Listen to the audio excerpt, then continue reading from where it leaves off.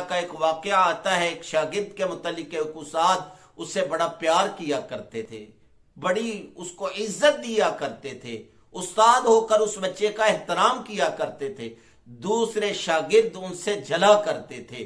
दूसरे शागिर्दों को ये अच्छा महसूस नहीं होता था कि हमें वो इज्जत, एहतराम, मकाम मर्तबा नहीं मिलता जो इस बच्चे को मिलता है। एक दिन उस्ताद जो है वो सबका इम्तिहान लेता है और इस सवाल का जवाब देने के लिए कि इसकी इज्जत मैं क्यों करता हूं, सबको एक एक मुर्गी देते हैं कि जाओ वहां इसको जिबा करके लाओ जहां जो है वो तुम्हें कोई देख ना सके, जहां तुम्हें कोई देख ना रहा हो। सारे जाते हैं, कोई कमरे के अंदर, कोई दीवार के पीछे, कोई दरख्त के पीछे जाकर अपनी अपनी मुर्गी को जिबा करके ले आता है। लेकिन वो बच्चा नहीं आता।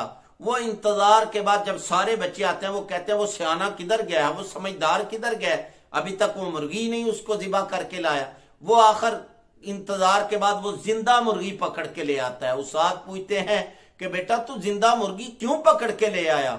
उसने कहा उस्ताद जी आपने ये कहा था कि वहां इसको जिबा करके लाना जहां कोई देख ना रहा हो। मैं हर जगह गया, हर जगह गया, मैंने हर जगह जाकर देखा कि कोई मुझे देखे ना, लेकिन एक जात हमेशा मेरे साथ थी, वो अल्लाह ताला की जात थी, वो मुझे देख रही थी। मैं बंद कमरे में गया, वहां भी वो मुझे देख रही। मैं दरख्तों के पीछे गया, मैं दीवारों के पीछे गया, वहां भी वो मुझे देख रही थी। उस्ताद साहब ने उस बच्चे को गले से लगाया और कहा इस वजह से, इस खौफे खुदा की वजह से इस बच्चे से मैं प्यार करता हूं।